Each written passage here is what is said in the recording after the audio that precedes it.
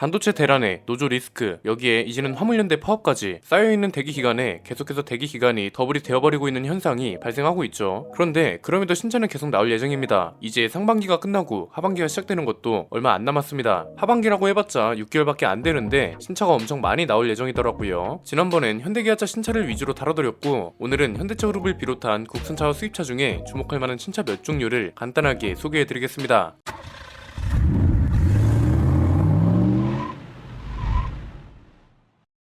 국산차부터 보겠습니다. 현대차는 아이오닉 6가 가장 먼저 출시될 예정입니다. 8월에 양산을 시작하고 9월에 출시될 전망이라고 합니다. 원래 7월에 출시될 예정이었습니다. 그런데 또 밀린 거죠. 이게 거의 두 번째 밀린 건데, 처음에 밀렸을 때는 디자인을 조금 변경하고 배터리 스펙을 늘리기 위한 거였습니다. 이번에는 반도체 같은 원자재 공급 문제가 발목을 잡았는데, 정의선 현대차그룹 회장이 신차 품질 관리에 대한 특별 지시를 내린 것도 한몫했다고 합니다. 이게 최근에 아이오닉 5 화재 사고랑 맞물리는 것 같은 느낌도 있었습니다. 제가 얼마 전에 말씀드렸죠. 내연기관차랑 전기차 중에 화재 가능성이 높냐를 따지는 게 문제가 아니라고요. 화재가 났을 때 탈출이 가능한지, 전기차가 왜 더 취약한지를 따져보고 질서들은 이 과제를 해결해야 한다는 게 요지였습니다. 조금 늦더라도 아이오닉 6는 더 완벽하게 나오길 바랍니다. 다음은 그랜저 풀체인지입니다. 아마 현대차 중에선 그랜저 풀체인지가 가장 굵직한 신차가 아닐까 싶습니다. 국제적으로 보면 아이오닉 6가 주목받겠지만 국내 판매량은 단연 그랜저가 압도적이겠죠. 그랜저는 올해 4분기에 출시될 예정이고 아직 구체적인 날짜는 안 정해졌습니다. 아이오닉 6 출시가 9월쯤이니까 그랜저는 11월쯤으로 예상되네요. K8하고 같은 플랫폼을 쓰고 외관 디자인은 위장막 쓴 사진, 실내는 이미 유출이 됐습니다. 외관은 3박스 형태이기도 하면서 실내는 각 그랜저 시절 스티어링 휠 레이아웃이 적용됐습니다. 이런 점에서는 레트로 느낌이 있는데 외관 디자인은 또 스타리아처럼 미래지향적이라서 분위기가 어떨지 궁금합니다. 파워트레인은 내연기관 모델 같은 경우 K8하고 똑같을 예정이고요. 하이브리드 파워트레인도 마찬가지. 지금은 페이스리프트 모델이라 구형 파워트레인이 들어가잖아요. 이제 K8처럼 1.6 터보 엔진에 전기 모터가 맞물리고 변속기도 바뀔 겁니다. 하이브리드 모델은 엔진오일 증가 문제를 확실하게 잡고 나왔으면 하는 바람이 많은 상황입니다. 기아는 풀체인지 모델이 따로 있지는 않습니다. 대신 라인업 추가나 페이스리프트 모델 같은 게 있습니다. 일단 EV6 GT가 출시될 예정입니다. 제로백이 3.5초라고 하는데 아이오닉 5도 M모델이 나온다고 했잖아요. 이 차이 미리 보기라고 생각하면 될 것 같고요. 기아가 고성능 모델의 진심이라는 것도 알 수 있는 대목인 것 같습니다. 이미 광고 영상부터 파격적이었기 때문에 얼마나 작정한 성능을 보여줄지 기대됩니다. 이외에 모하비랑 레이 그리고 K5 페이스리프트 모델이 출시될 예정입니다. 하반기로 예정되어 있는데요. 레이 페이스리프트는 생각지도 못한 라인업이 하나 있죠. 순수 전기 모델이요. 최근에 닛산 사쿠라가 출시된 걸 보고 현대기아차도 이런 차가 필요하다고 말씀드렸는데 마침 딱 나와주네요. K5도 많이 안 알려졌는데 지금 디자인 자체가 워낙 좋아서 이 분위기를 어떻게 끌고 갈지 주목됩니다.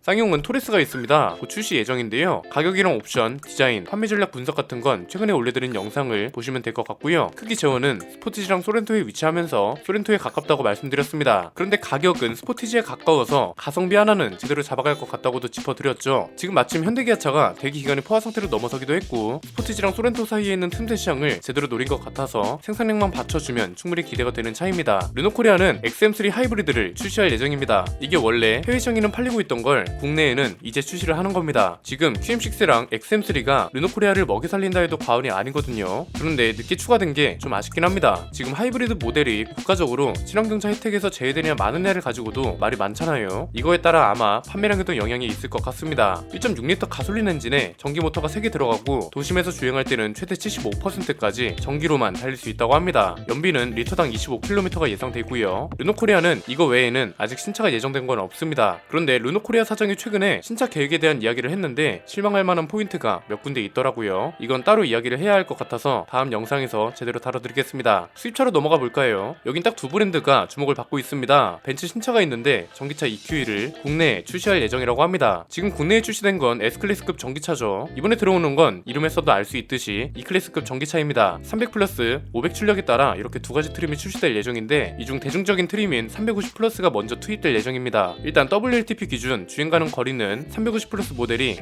660km라고 합니다. 국내 인증을 받으면 400km 초중반대가 예상됩니다. 마지막은 폭스바겐 ID4입니다. 올해 하반기 출시 예정인데 폭스바겐 전기차 라인업 중 가장 주력 모델이라 할 수 있는 차입니다. 폭스바겐 그룹의 전기차 전용 플랫폼을 쓰고 국내에선 아이오닉 5, EV6 같은 준준형 SUV랑 경쟁 구도를 이룹니다. 하반기 출시라고는 하는데 반도체 수급 상황 때문에 출시 일정에 변수가 생길 수도 있다고 합니다. 이건 상황을 계속 살펴봐야 할 것 같네요. 주목할 만한 모델만 봐도 9종류나 됩니다. 그만큼 출시될 신차가 재료사가 많다는 건데 재료사별로 생산량을 어떻게 조절할지, 원자재 수급난을 어떻게 극복할지도 주목할 만한 포인트인 것 같습니다. 오늘 내용은 여기까지입니다. 영상이 유익하셨다면 구독과 좋아요, 알림 설정 부탁드립니다. 저는 김승일 안PD의 스포일러 안PD였습니다. 감사합니다.